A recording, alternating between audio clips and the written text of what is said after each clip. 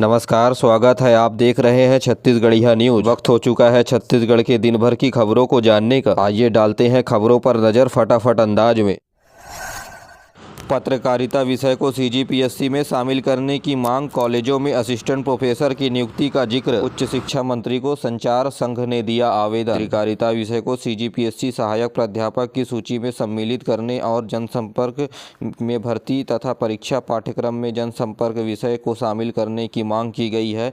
यह मांग पत्रकारिता और जनसंचार संघ की है। इस संबंध में संघ ने उच्च शिक्षा मंत्री बृजमोहन अग्रवाल को आवेदन भी दिया है। इसके अलावा पत्रकारिता विषय में सेट परीक्षा आयोजित करने के बारे में भी कहा गया है। कुशाभाऊ ठाकरे पत्रकारिता विश्वविद्यालय रायपुर में 15 वर्षों से रिक्त सहायक प्राध्यापक के स्थायी पदों पर भर्ती करने की मांग शामिल की गई है।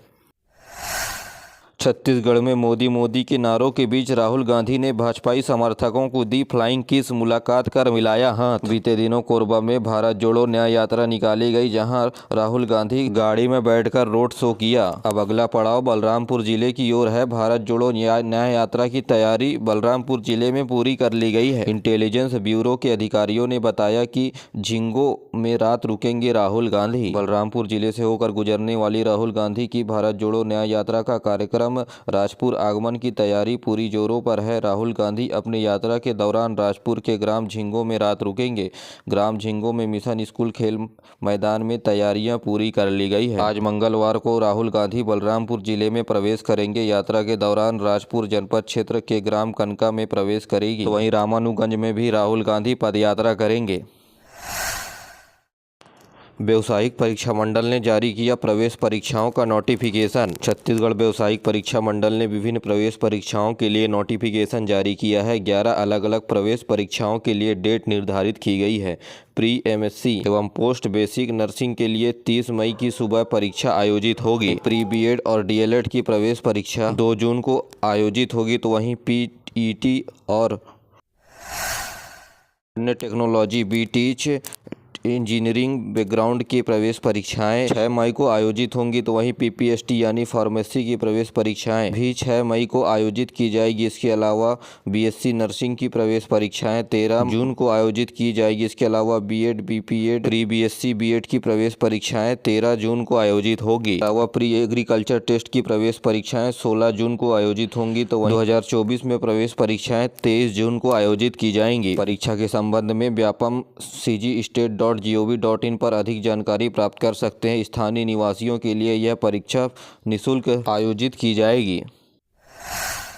जले हुए दस्तावेज के ढेर में मिले घोटाले की बू। जनपद कक्ष में लगी आग, जरूरी कागजात हुए स्वाहा। उपाध्यक्ष ने लगाया साजिश का आरोप। गरियाबंद के जनपद कार्यालय में सुबह 10:30 बजे बाबू केदार रात्र जैसे ही दफ्तर पहुंचा, कक्ष क्रमांक 5 से धुआं निकलता हुआ दिखाई दिया। आसपास के लोगों से सहयोग मांगकर दरवाजे तोड़कर अंदर घुसकर देखा तो कंप्यूटर, फर्नीचर समेत रखे सभी दस्तावेज धधक रहे थे। बोर चालू कर कमरे की पाइप के सहारे पानी से आग बुझाए, फिर कनेक्शन काटकर अंदर रखे हुए सामान को डालने की कोशिश की गई तो सारा सामान जल चुका था। आपको बता दें कि जनवरी 2023 में जनपद उपाध्यक्ष सुखचंद्र बसेरा तथा जनपद नेहा सिंगल तथा जनपद सीईओ के खिलाफ आर्थिक अनियमितताओं की शिकायत की गई थी, जिसे उच्च स्तरीय जांच कमेटी की बैठक बुलाई गई थी।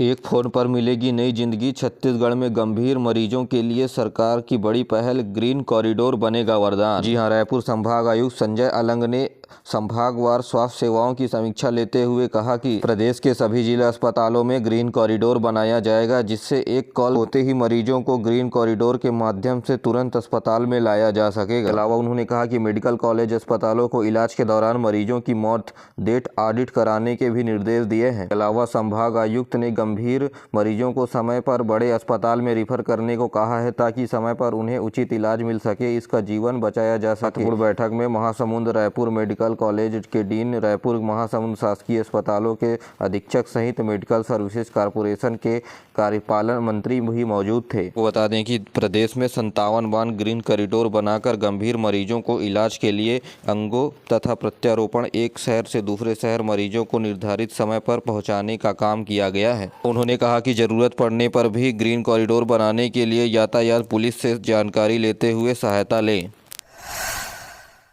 भगवान को कौन बचाएगा। छत्तीसगढ़ में 2 करोड़ की दुर्लभ गणेश की मूर्ति हुई चोरी। चौथी बार चोरों ने सेंधमारी की। 3 बार वापस मिली थी मूर्ति। मस्तूरी क्षेत्र के इटावा पाली स्थित ऐतिहासिक गणेश मूर्ति की चोरी हो गई है। यह मूर्ति 10वीं शताब्दी से दुर्लभ भंवर गणेश की है, जिसकी कीमत करीब 2 करोड़ रुपए है। काले ग्रेनाइट की मूर्ति करीब 3 फीट ऊंची 65 किलो वजनी है, जो चौथी बार चोरी हो गई है। 2004 में यह प्रतिमा चोरी हुई थी। इसके बाद चोर जिले से बाहर नहीं जा पाए थे। वहीं दूसरी बार 2006 में चोरी हुई। तीसरी बार 2007 में चोरी हुई। 26 अगस्त 2022 को चोरी हुई थी, लेकिन अब चौथी बार चोरों ने डाका डाला है। फिलहाल पुलिस मूर्ति की खोज कर रही है।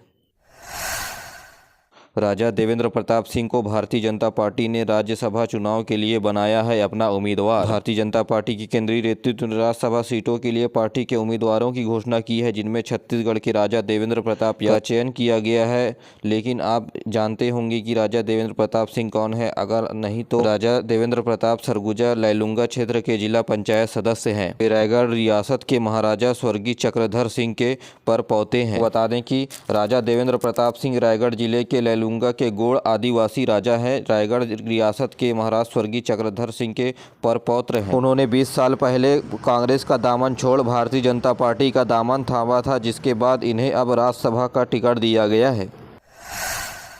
पंडित रविशंकर शुक्ल विश्वविद्यालय में वार्षिक परीक्षाओं का टाइम टेबल किया जारी। 2 बार पालियों में परीक्षाएं होंगी। रविशंकर शुक्ल की वार्षिक परीक्षाएं 5 मार्च से शुरू होकर 18 मई तक आयोजित की जाएगी। जानकारी के मुताबिक इस साल पहली बार विश्वविद्यालय में वार्षिक परीक्षाएं 2 पालियों में हो रही हैं। पहली पाली सुबह 8 बजे से तो वहीं दूसरी पाली दोपहर 1 बजे से शुरू होगी। इससे पहले परीक्षाएं 3 पालियों में होती थी। पूर्व मंत्री अमरजीत भगत के ठिकानों पर चल रही आईटी की रेट हुई खत्म। पूर्व खाद्य मंत्री अमरजीत भगत के सभी ठिकानों पर आयकर विभाग की कार्यवाही खत्म हो गई है। जानकारी के मुताबिक टीम बड़ी संख्या में दस्तावेज समेत कंप्यूटर, सीपीयू, पेन ड्राइव लेकर वापस लौट गई है। बता दें कि आयकर विभाग की टीम पूर्व मंत्री के सरगुजा स्थित ठिकानों पर 5 दिनों से लगातार कार्रवाई कर रही है। इसके अलावा रायपुर स्थित ठिकानों पर भी टीम ने रेड मारा है। आपको बता दें कि 31 जनवरी से छत्तीसगढ़ में आयकर विभाग की टीम लगातार कई जगहों पर छापेमार कार्रवाई कर रही है। ये कार्रवाई रायपुर, दुर्ग, भिलाई, रायगढ़ समेत बिलासपुर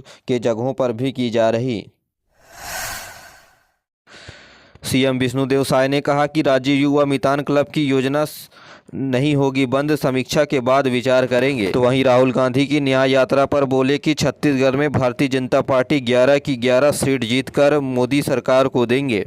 छत्तीसगढ़ के सुकमा जिले के टेकलगुडेम में नक्सल मुठभेड़ में शहीद जवानों को 10-10 लाख रुपए की आर्थिक सहायता के रूप में देने की घोषणा की है। मुख्यमंत्री विष्णुदेव साय ने कोरिया जिले के बैकुंठपुर में आयोजित झुमका जल महोत्सव के अवसर पर पत्रकारों से चर्चा करने के दौरान यह आर्थिक सहायता शहीदों को परिवारों को देने की घोषणा की है। बता दें कि 30 जनवरी को छत्तीसगढ़ के सुकमा जिले के जगरगुंडा थाना क्षेत्र के ग्राम टेकलगुडुम में नक्सलियों द्वारा घात लगाकर किए गए हमले में जवानों के द्वारा मुंहतोड़ जवाब दिया गया। इस दौरान 3 जवान शहीद हो गए। इनमें 201 कोबरा बटालियन सीआरपीएफ के जवान देवेंसी, आरक्षक पवन कुमार तथा आरक्षक लंबाधर सिन्हा शहीद हो गए। इस घटना में 16 जवान घायल हो गए, जिनमें से 8 जवानों को बेहतर उपचार के लिए राजधानी रिफर किया गया है। छत्तीसगढ़ में फिशरीज इंस्पेक्टर के 70 पदों के लिए आवेदन की प्रक्रिया शुरू।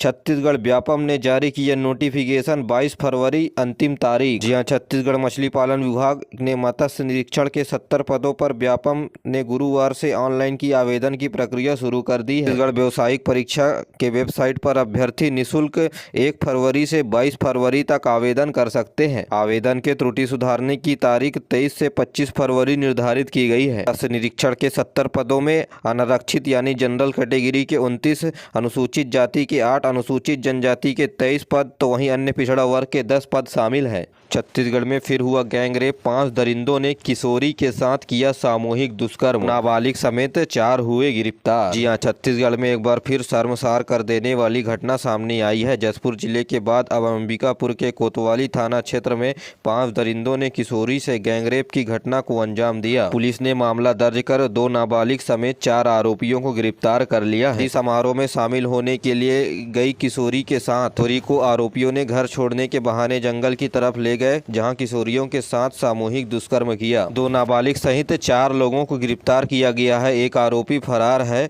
जिसकी तलाश जारी है। तो वहीं टीम बनाकर इस फरार आरोपी को पकड़ा जाएगा। CSP ने दिए हैं